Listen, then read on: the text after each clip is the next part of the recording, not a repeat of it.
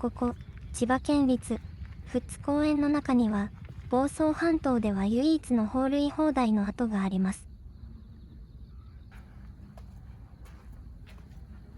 砲塁とは、敵の攻撃を防ぐため、コンクリートで築かれた建造物で、そこに大砲を備えたので、砲塁砲台と言います。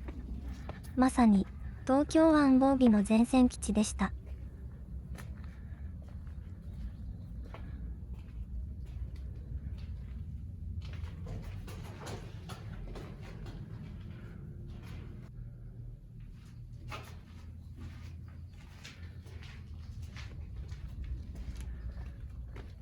この、富津本栖砲塁砲台は、1884年に完成しました。船を相手に想定して作られた砲台ですが、近代的な戦術が発展し、飛行機が主流になってくると、砲台の上にある大砲は、敵の偵察機から丸見えとなり、時代遅れになります。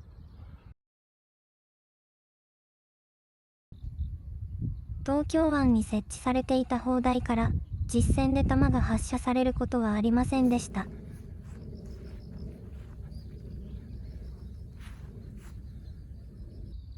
その後、1922年頃から終戦までは、陸軍技術本部、富津射場となります。艦敵兵。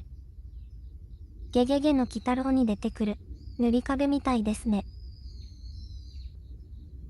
艦敵兵にテストする兵器を設置して、50メートル先にある射入口をめがけて試射し、観測窓から速度や威力を確認していました。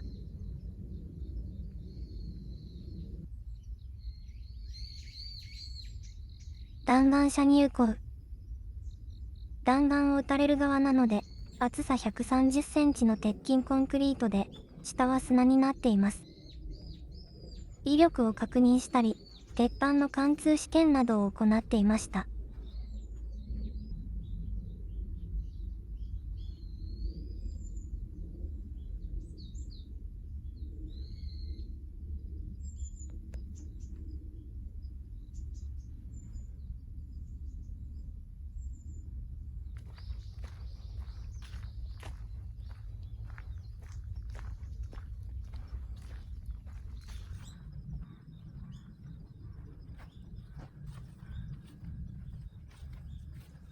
艦敵所。弾丸を目視で確認するために使われた施設。爆風から身を守るため、中に入り、この観測窓から発射直後の様子や着弾の様子、的中率などを確認していました。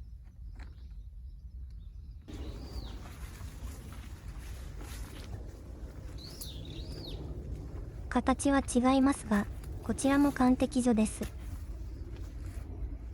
ガンダムのザクとカグフみたいです。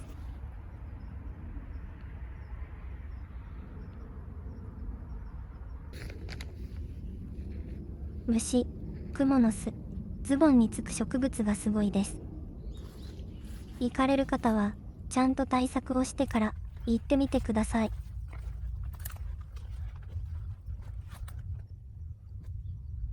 こちらも艦敵所です。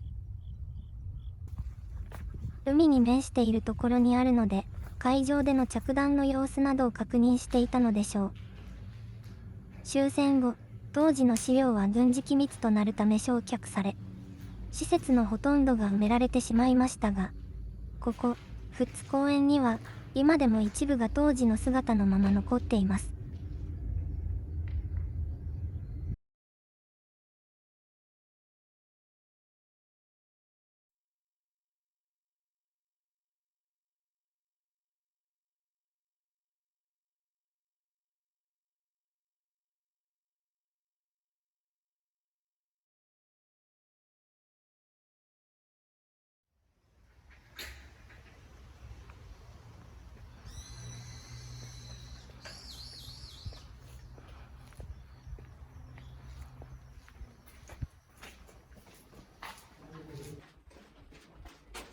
立山海軍航空隊。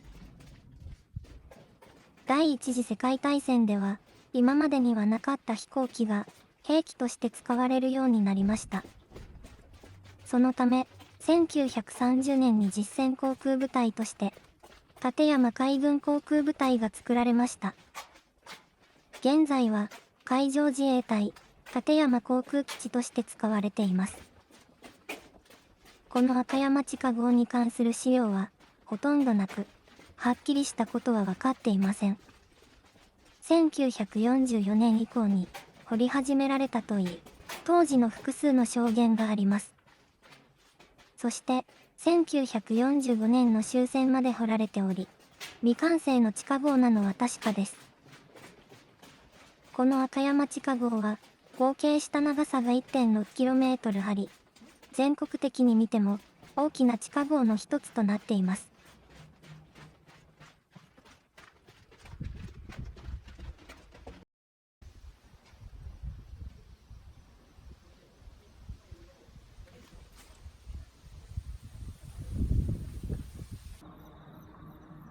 近くに掩体壕もありました。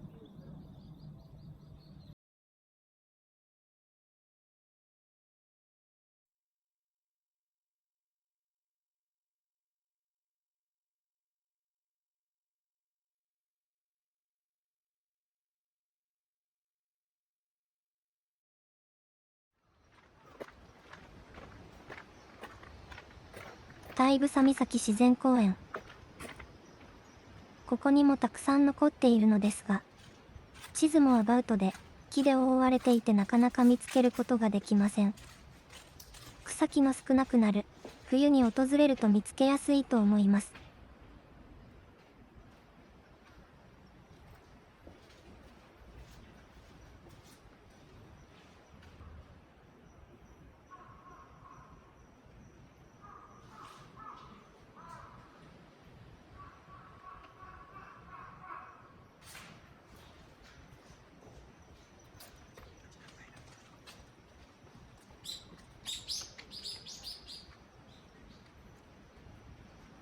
単焦灯施設。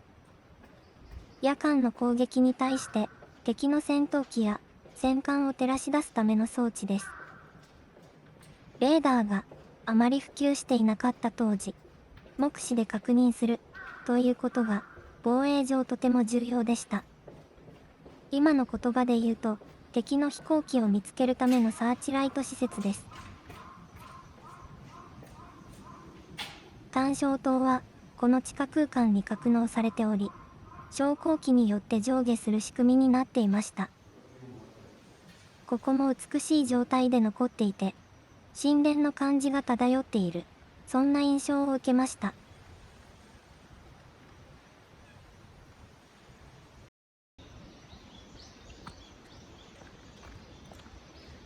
発電所跡。発電所施設と書かれているので理解できますが、高さの半分くらいがコンクリートで埋められてしまっているため、書いてなければ発電所という想像はできません。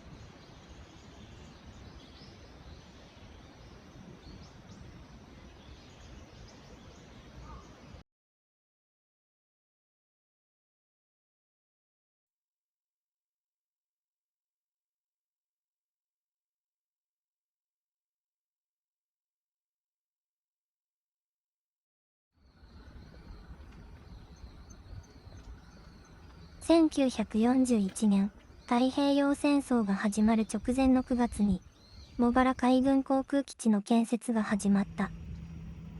この掩体壕は航空機を滑走路から誘導路を走らせてきて、掩体壕に収め、敵機から見えづらくして攻撃に備えていました。戦時中で人手が不足していたため、学校の生徒、周辺の人たちを動員して、急いで作ったとされています。